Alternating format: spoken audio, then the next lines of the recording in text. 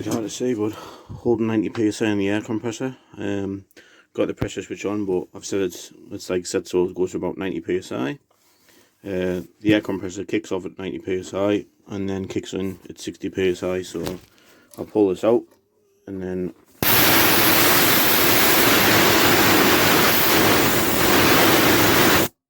obviously once it hits 60 psi, the air compressor should kick on again.